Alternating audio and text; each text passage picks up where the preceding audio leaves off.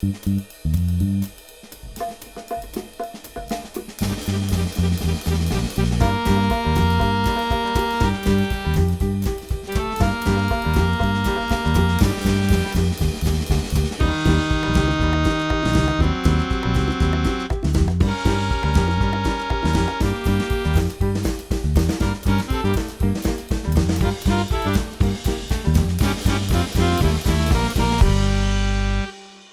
Grupo Bastet é um ponto de conexão entre vários artistas. Seria uma rede que relaciona uma série de artistas envolvendo atores, atrizes, músicos, produtores, que desenvolve aí vários espetáculos, várias intervenções, vários processos de pesquisa e de formação também no campo das artes cênicas, integradas a outras formas artísticas, inclusive multimídias, né? O Grupo Bastet também tem uma ação forte no mundo virtual. Estamos ligados a uma história que já tem aí muitos anos, né, na produção cultural em Goiânia e circulando também pelo Brasil, inclusive com atuações fora do Brasil, por exemplo, na Colômbia e em Cuba, em vários países.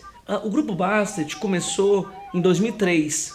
Inicialmente era um núcleo de pesquisa muito vinculado a atores que estavam se formando na UFG, e um dos cofundadores do grupo, o ator Thiago Moura, ele foi depois agregando outros artistas, convidando pessoas a participar. Hoje o Thiago Moura, além de ator, ele também é um gestor do grupo, né? Trabalha na parte da produção, na parte interna.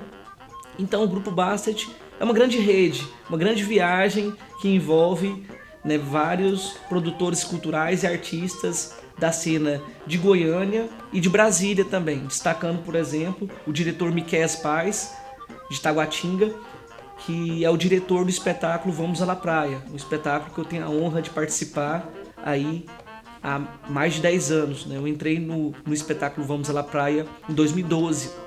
2012 foi quando o Vamos à La Praia tomou forma de espetáculo para ser apresentado em um teatro. Inicialmente, né, o Vamos à La Praia nasce com o festival Na Ponta do Nariz. O nome Grupo Bastet vem do nome Bastet, que representava uma deusa egípcia, uma deusa do amor, da reprodução, da dança, da fertilidade. Então, esses elementos, eles estão na história do Grupo Bastet.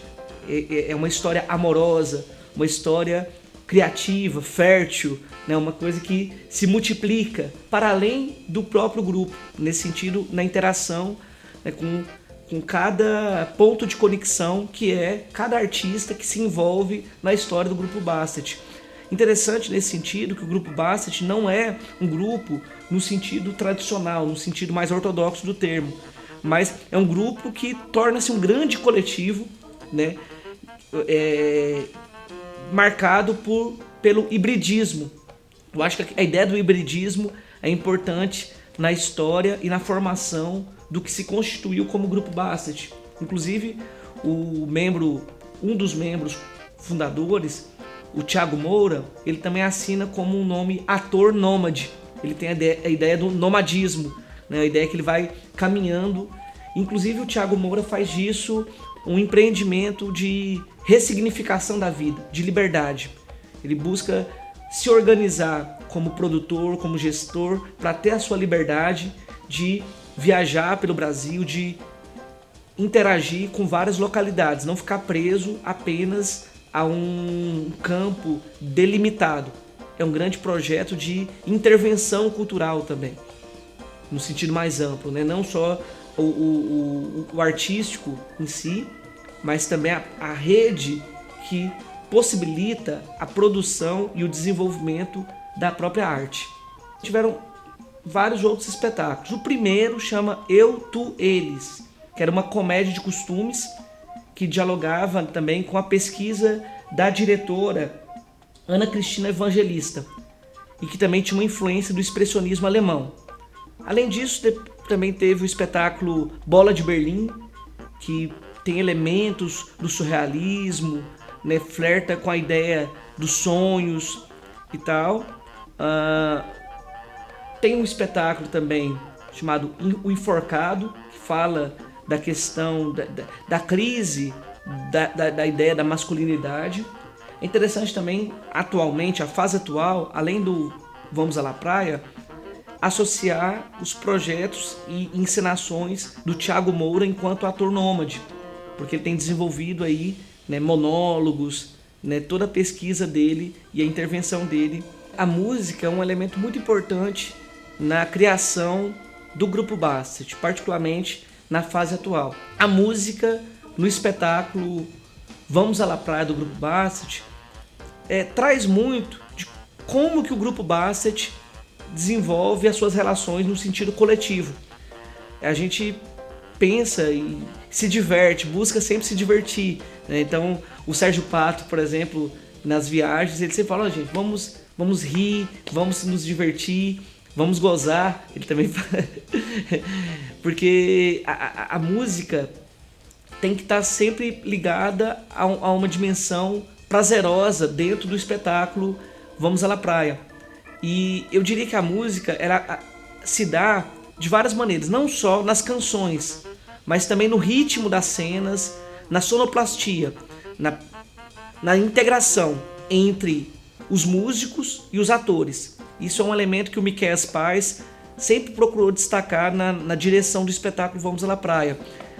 De maneira que a banda ela não está assim desligada dos atores. A gente está interagindo, conversando com eles, mesmo que seja em gromelô, mesmo que seja não conversando no sentido verbal, né? O espetáculo Vamos à La Praia busca muito a linguagem do não verbal também.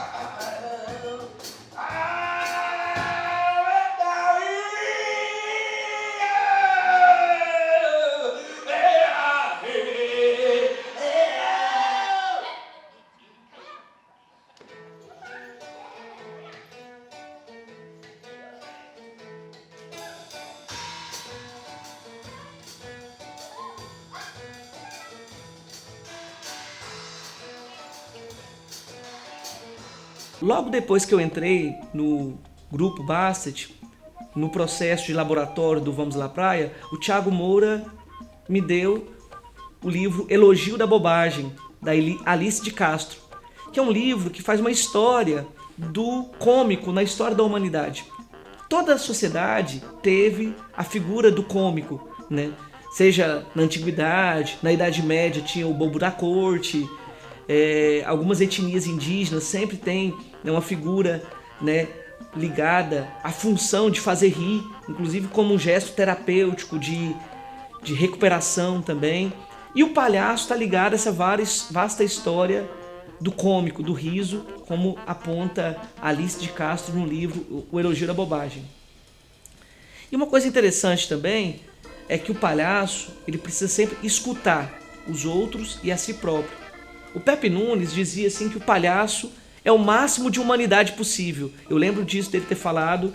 E, inclusive para ele, os melhores palhaços são os mais velhos. Ele já teve logo uma empatia com o Sérgio Pato, que o Sérgio Pato, né, do nosso grupo, ele é o mais velho. Ele fala que ele é precoce há mais tempo, né? Ele é precoce, Sérgio Pato, né? Ele é jovem há mais tempo. E o palhaço mais velho, ele tem uma coisa que é a experiência. Como ele já passou por frustrações, superações, então ele tem um tempo próprio. Ele não tem aquela ansiedade que às vezes os palhaços mais jovens têm. Então por isso que o Grupo Bastet busca aprender com os mestres que já têm uma experiência, né, na linguagem do palhaço, porque tem essa dimensão de terem passado por várias situações. Às vezes você faz um sketch e às vezes uma situação não dá certo, às vezes por causa de um gesto, uma expressão. Então é sempre um processo de escuta do outro e de si próprio.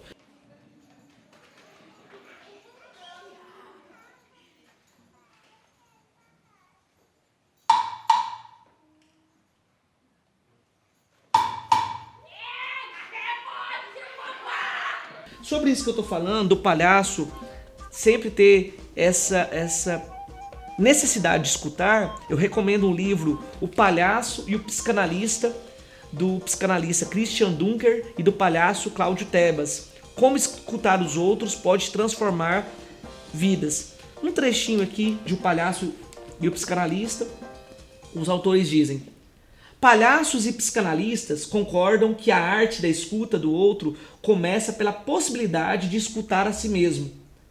Chatos e neuróticos são caracterizados pela pouca atenção às suas próprias palavras, daí o desprezo ou a indiferença pelos efeitos que elas causam nos outros. Chatos e arrogantes sempre colocam o que eles queriam dizer e as suas boas intenções à frente do que o outro realmente ouviu. Eles acham que a escuta é uma questão de telepatia e não de atenção à realidade das palavras. Por isso, o psicanalista deve necessariamente fazer sua própria análise e o palhaço passa por uma profunda experiência existencial em sua formação ao longo de sua prática.